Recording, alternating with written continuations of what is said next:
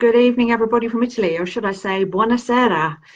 Happy International Women's Day, and many thanks to Sneha for inviting me to participate in this wonderful International Women's Day live video marathon.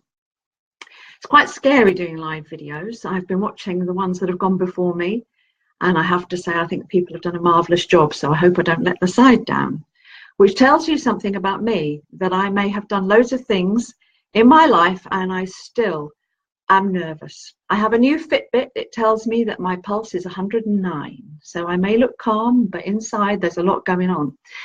One of the earlier speakers talked about the need to look after ourselves and look after our body. And I think one of the biggest things I've learned as a businesswoman is that I tend to ignore my body because it's all going on in my brain. Now, I am Dorothy Berry-Lound, also known as Shanas Shimmer. That's a spirit name that was given to me many years ago by a wise man.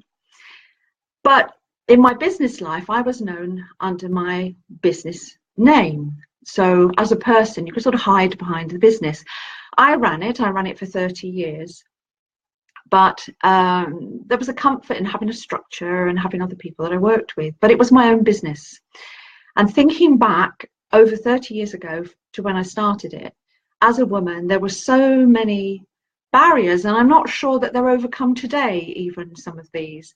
But I had a lot of trouble getting the money to start the business. A bank manager said to me, well, why should we lend you some money? Because you're just going to go off and have babies, which I didn't, as it happens. But that was hard. Getting things started was hard. At that time, in the work that I did, research and consultancy, there were women consultants, but there weren't that many who ran the businesses. So that was quite unusual. I remember back to the first tender I won. You used to have to put in tenders for projects. The tenders could take up to 3 weeks to write, a lot of research, a lot of effort. And I was successful. I won the project and I was so pleased. And then I was in an English pub, bar, and a person who worked for a rival organisation was also in the bar. And he said in a very loud voice, I wonder who she slept with to get that project. And I was absolutely devastated. I can't tell you, even now, all these years later, it still hits you in the middle, because I got that project because I worked really hard. And I'd spent a lot of time researching and writing the proposal and putting it all together. And it was all dismissed like that because I must have slept with somebody. I cried and cried, I cannot tell you. And then the next day I got up and I thought, well, you know, I can't let this define me. This is not who I am. This is ridiculous. I got this on merit and I'm going to go forward and I'm going to make it work. And I did, and it was successful.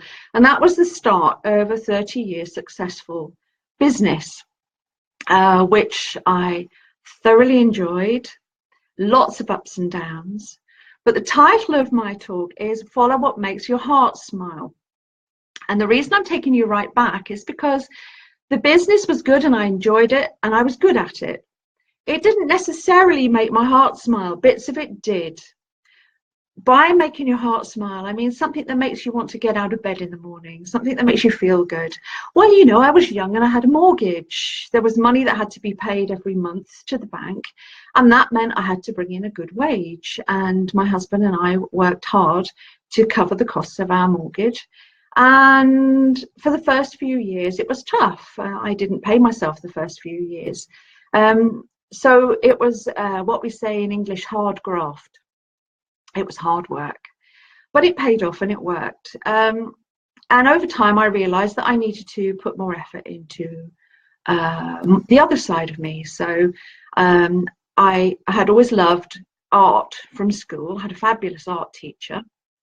It would be lovely to think she was watching this, but she won't be. But she was wonderful and she inspired me totally on the artistic side of my life.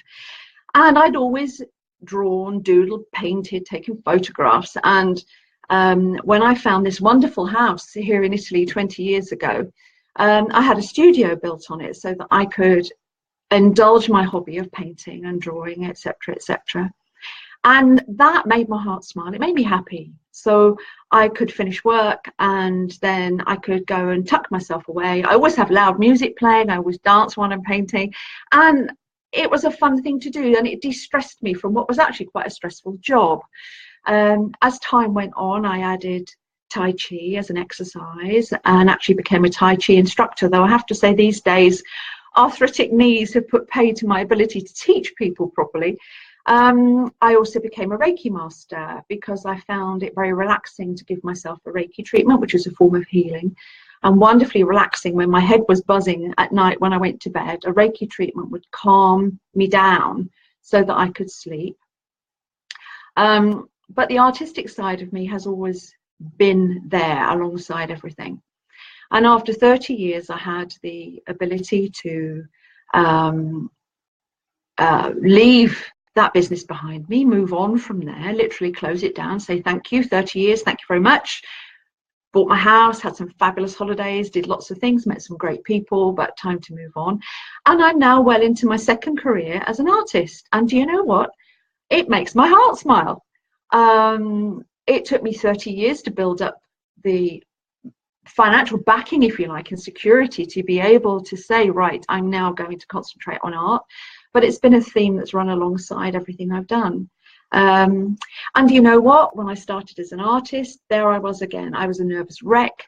I didn't think my work was good enough. Why would anybody want to buy my work? And it's exactly what I went through all those years ago when I started my other business. Why would somebody want to give me the work? Why would somebody want to work with me? And the answer is because I am a worthwhile person and I'm good at what I do. And if my work makes my heart smile, it's going to make your heart smile too. It's taken a lot of knocks over the years to reach a point where I feel that I am happy with myself, happy with who I am. I like myself, and I find that quite scary because for many years I didn't. But I do actually like me. I think I'm okay. My cats certainly think I'm okay, so that's okay. But now I'm very much more laid back than I used to be. I may have appeared laid back in my earlier career as a consultant, but actually, you know, there's a lot going on inside and a lot of stress. I can get stressed now working on things. I can get stressed if things don't work out. If I can't pay a bill, I still get stressed. But at the end of the day, I'm much happier. But it's been built upon for years to get to this stage. And there are many, many lessons that I learned over that time.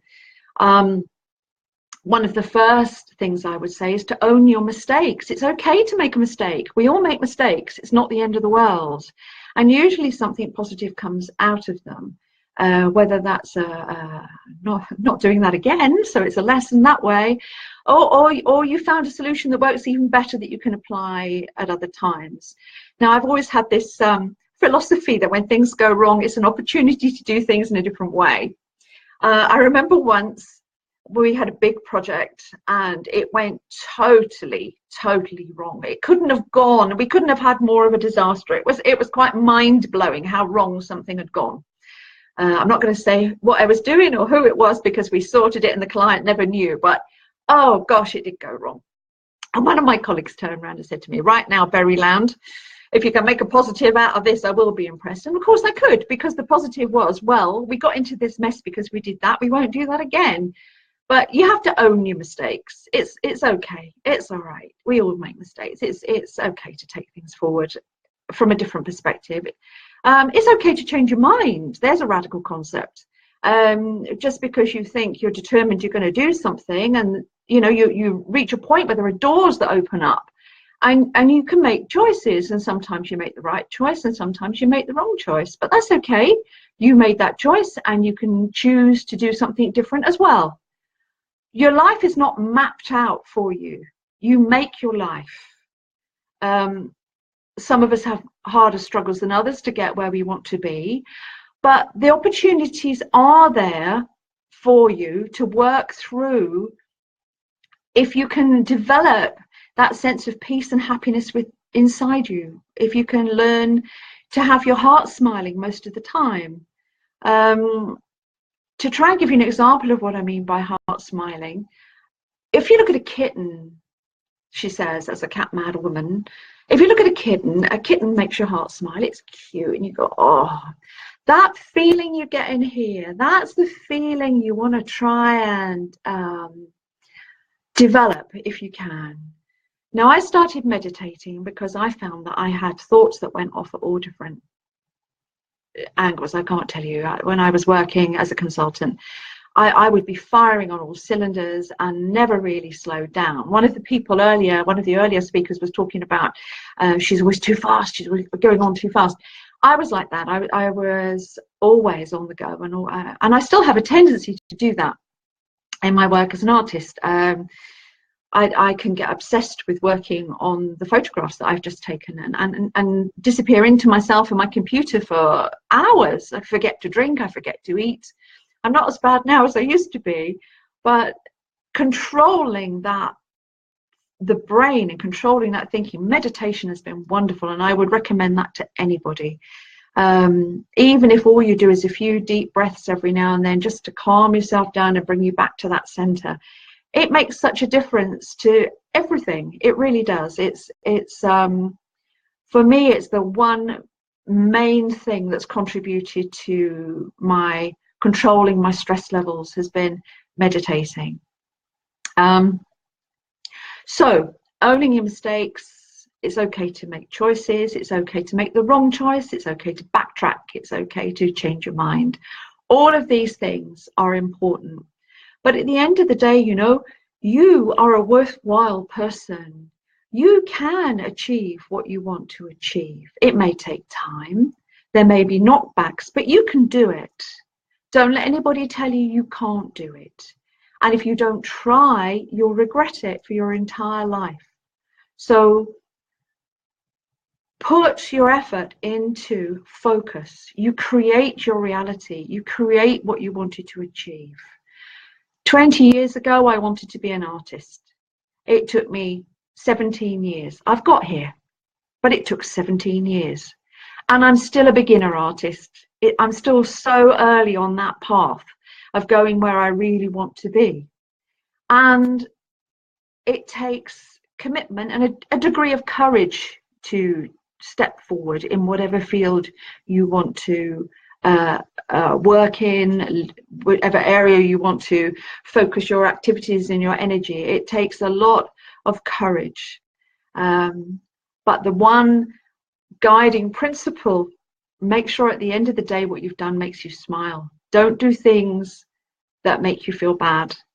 I had projects that I turned down that would have been very lucrative as a consultant because they were about things that I didn't feel comfortable with. For an example, I'm a vegetarian, total animal person, and one of the big projects, and it was a big project, was to do a review of animal testing. Well, I couldn't do it. I couldn't. All the money in the world, I couldn't do that. And actually, it left me in a mess because I didn't have any money. And then a wonderful opportunity came up that didn't involve compromising my principles, and I was able to take things forward. The universe listens to you. The universe gives you those opportunities. You just have to sort of realize the little bubbles that are around you, and they're there if you can just grab them. And some of them are little bubbles, and they're like building blocks of where you want to be in the future. But ultimately, it's all about laying the foundations of you as a person and taking yourself out into the world. And what I would say to you is, what are you waiting for? The world's out there waiting for you to go do your thing.